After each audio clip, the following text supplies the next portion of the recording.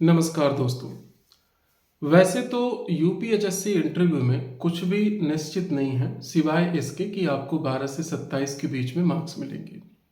लेकिन फिर भी पिछले जो इंटरव्यू हुए हैं उन्हें देख करके हम कुछ आधार बना सकते हैं जिससे कि आने वाला जो इंटरव्यू है वो किन किन पिलर पे डिपेंड होगा उसका एक क्राइटेरिया बना सकते हैं।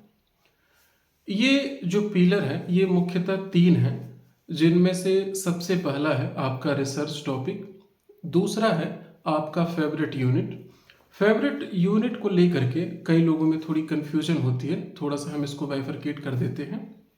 जैसे ये प्रश्न आपसे कई तरह से पूछा जाता है, जैसे कि आपके सब्जेक्ट में कौन सी यूनिट आपको पसंद है, या इसी का दूसरा पार्ट होता है आपसे ये पूछा जा सकता है कि आज आप क्या पढ़ के आए हैं, या आपको अपने सब्जेक्ट में क्या पढ़ना पसंद है। इस तरह से ये प्रश्न किसी भी रूप में आपसे पूछा जा सकता है।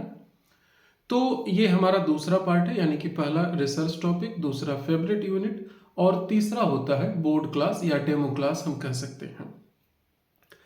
इसमें से ये बात निर्भर होती है कि आपका रिसर्च है या नहीं है, उसके हिसाब से। जैसे जिसका रिसर्च नहीं है उससे दूसरा और तीसरा टॉपिक दोनों पूछे जाने की प्रबल संभावना होती है।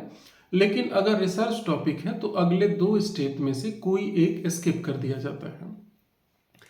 इनमें कुछ अजीबोगरीब भी हो सकता है। जैसे एक मैं उदाहरण आपको देता हूं कि अभी हरियाणा पीसीएस का जो असिस्टेंट प्रोफेसर का इंटरव्यू चल रहा है, उसमें कई कैंडिडेट के साथ ऐसा हुआ कि जब उन्होंने इंट्रो दिया और इंट्रो में अपने रिसर्च टॉपिक का नाम बताया, तो उन्होंने कहा कि एक बार और बताइए आपका रिसर्च टॉपिक क्या है। तो कैंडिडेट ने जैसे बताया तो उन्होंने कहा कि आप यही टॉपिक हमें बोर्ड पर पढ़ा करके दिखाइए।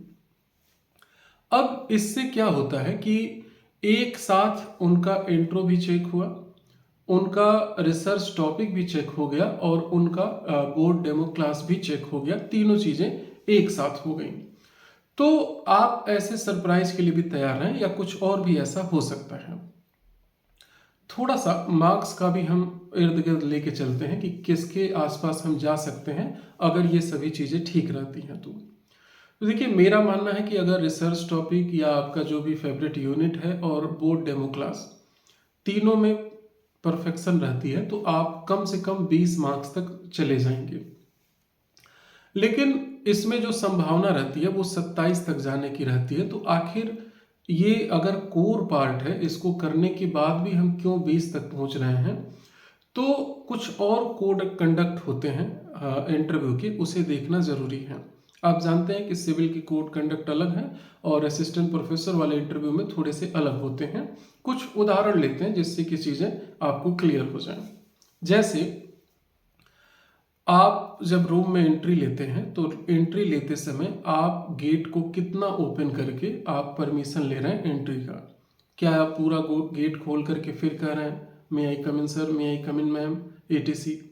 या अंदर आने की जब आपको परमिशन मिल गई तो बिल्कुल चेयर के आगे आके आप खड़े हो जाते हैं? या जब आपको बैठने की परमिशन दी जा रही है तो आप इतना तेज जो है चेयर पे बैठ रहे हैं कि चेयर से फिर आवाज आ रही है? या ऐसा हो सकता है कि आप बिल्कुल रिलैक्स में बैठ गए, पूरा पीठ पीछे करके? तो ऐसे में और भी कुछ स्टेप होते हैं। जैसे मान लीजिए बोर्ड पे पढ़ाने के लिए कहा गया, थैंक यू, धन्यवाद, या इस तरह की चीज़ें आपने किया, या एंट्री के समय का जो संबोधन है वो आपने कैसे रखा, बोर्ड पर पढ़ाने से पहले आपका परमिशन कैसा रहा। वहाँ पर बोर्ड टीचिंग को मैं अभी स्किप कर रहा हूँ क्योंकि उसमें कई सारे पार्ट हैं, हो सकता है मैं अलग से इस पर बात करूँ।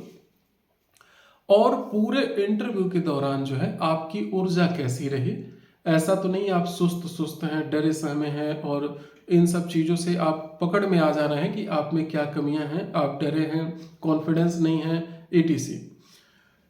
गलत बताना, जैसे कि आप अपने आंसर में आप चीज़ों को कंसीडर कर रहे हैं लेकिन एक आध ऐसा पॉइंट है जो आप 50-50 हैं और उस 50-50 में आप गलत करके आ जाते हैं। ऐसे जो थोड़ा बहुत नहीं प्रश्न आ रहा है उसको कैसे टैकल करें, वो आप टेक्निक ठीक से जानते हैं या नहीं जानते? देखिए, ये होता है, आप पीटी में करीबन 5 प्रश्न तो हर किसी के होते हैं। जो 2 प्रश्न के कंफ्यूजन में बिल्कुल दो तो एकदम कट है, और दो में भी एक आप बहुत हद तक जानते हैं, थोड़े से कंफ्यूजन की वजह से वो गलती हो जाता है। तो ये संभावना इंटरव्यू में भी रहती है कि आप किसी के बारे में बहुत अधिक तक जानते हैं, लेकिन फिर भी उसका आंसर देने पे कभी कभी वो गलती हो जाती है। तो ऐसे करके जो 20 के बाद की जो जर्नी होती है 27 तक पहुंचने में, ये कोड कंडक्ट का काफ़ी अच्छा रोल होता है। तो code conduct with this three wheeler, research, favourite unit और डेमो क्लास, इन दोनों के बेस तक जो है हम कई बार अपनी प्रैक्टिस करके 27 तक पहुंच सकते हैं। इसके लिए आप कई सारे अभ्यास कर सकते हैं। आप चाहे तो रूम में चेयर वगैरह रख करके खुद भी अभ्यास कर सकते हैं, कहीं पर मॉक भी ज्वाइन कर सकते हैं, या हमारे यहाँ जो मॉक प्रोग्राम है आप उसे भी ज्वाइन कर सकते हैं। मतलब जो आपके रेंज में हो, जो आपके फेवरेबल कंडीशन में हो, आप उसके अकॉर्डिंग अपने अभ्यास को कर सकते हैं। थैंक यू सो मच आप सभी का।